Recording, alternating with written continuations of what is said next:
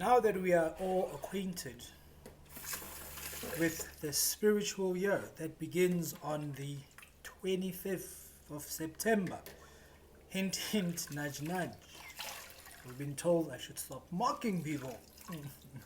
The 25th, the devil lies in the details. We cannot call it a new year for Africa. Africa is big.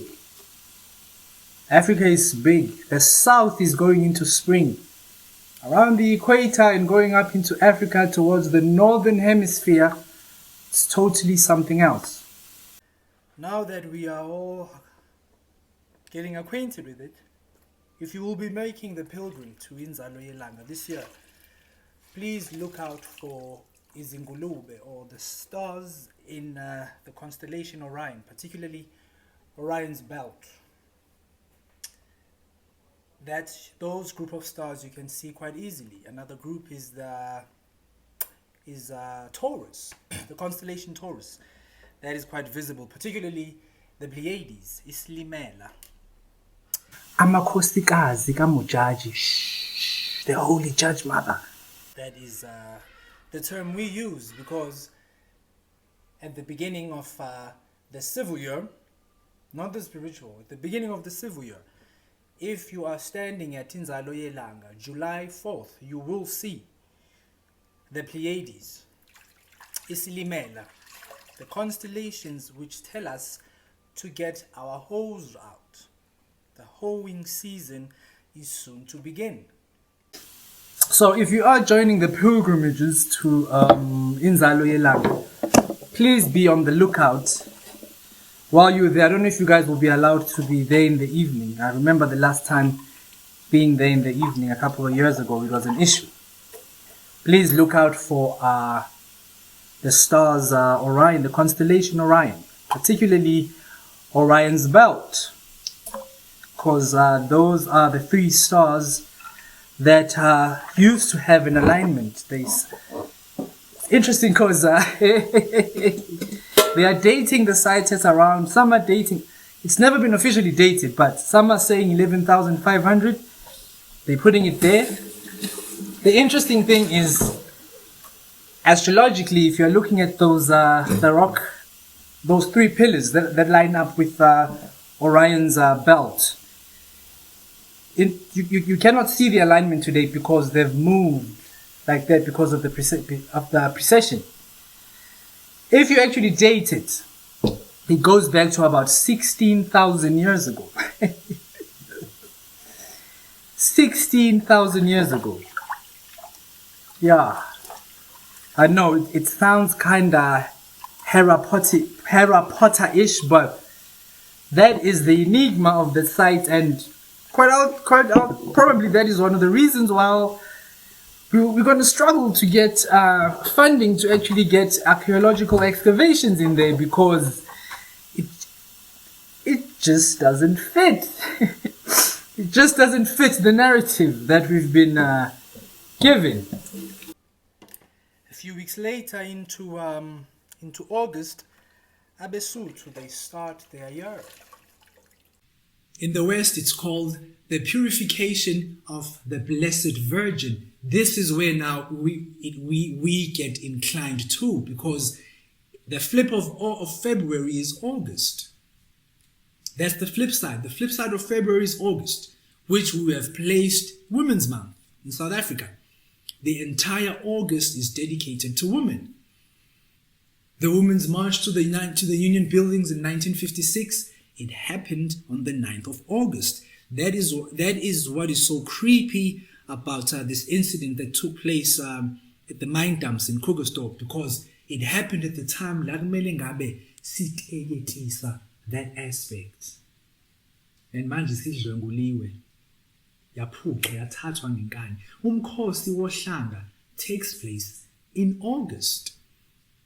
That entire time belongs to the feminine aspect. They start their planting season. That is the civil, the work year. And a few weeks again into August, into mid-August, if you are standing at Inzalo LaNGa, you will see quite clearly the helical rising of the star Sirius. which Ubaba Mutwa calls Kiridao, and the beings of that star system, the Nqumu or the Ncomo, that you will see mid-August, which also aligns not so perfectly today. Back in the day when the Egyptian Empire was at its finest, it would also align with the flooding, the annual flooding of the Nile. Among the many names for this star, we have Soter, which means savior. You also have others such as Scorcher, because the next time we see that star, it's appearing in the morning, around January to Feb, the hottest time of the year. That is why they also call it the dog star, the dog days, the dog heat days. When ukushisa kuhlanyisa izinja, Jan into Feb, during Inhlolanja. The Egyptians would call it the savior, Soter, Usotoba, as I've coined it, because it's appearing just before sunrise in the morning would mean the Nile is going to flood. There's going to be life again in the Nile Valley. Another observation worth making the journey to that place is the still working around that same star, Sirius or Soter. Interestingly, Ubaba Mutwa, when in the now linking the savior, why they called it the savior.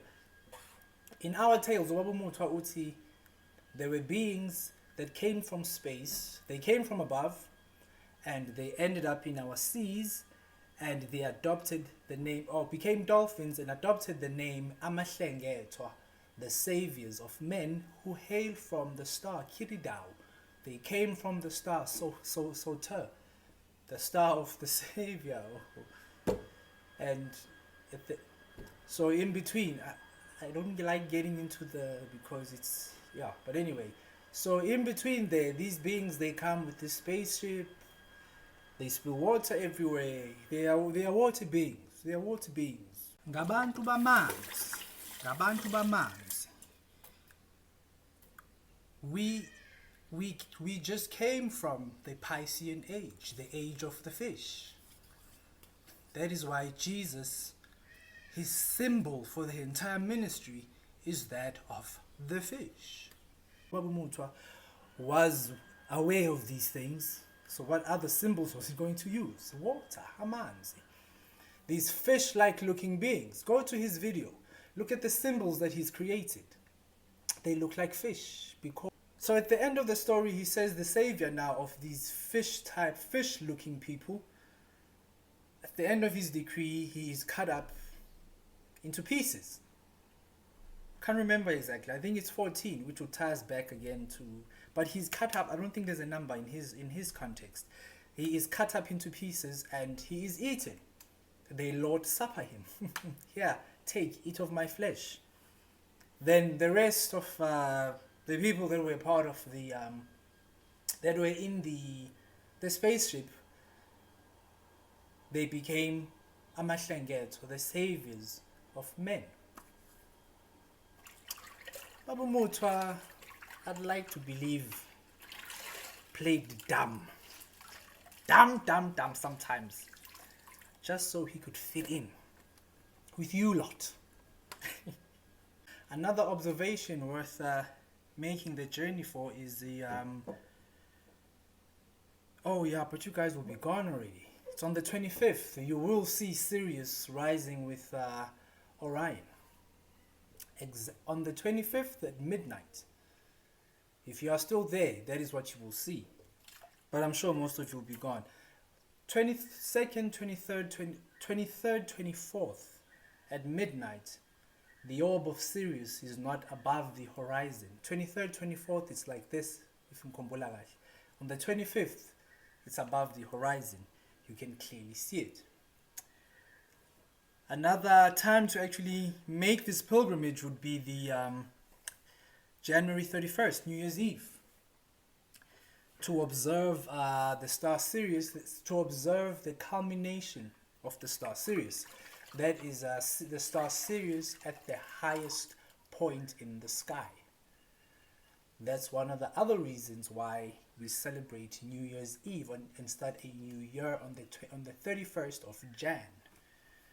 In the Egyptian system, they had two calendars, two witnesses. They had the solar calendar, and then they had the Syrian calendar, the observation of the star series.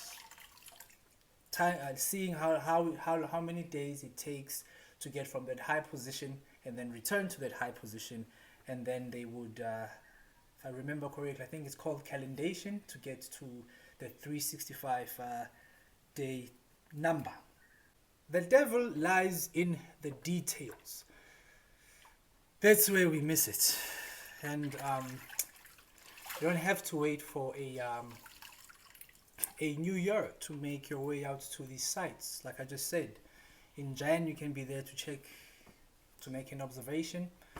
In June you can be there. In July you can be there to make these observations. But it is a good thing that some among us have been able to decide, okay, this is the left foot, this is the right foot, let's walk now. Because so far that is still a problem for abantu abamnyama. Collectively identifying, this is left foot, this is right foot. Now left foot forward march. When you say do left, lo muntu cha, it does lamb to right, it does lamb to right. Yenu tamte like it does here lot right. So teasing about, but anyway, the fact that we've gotten to a point where we can agree on something and say in September around that time, left foot forward march from the heart.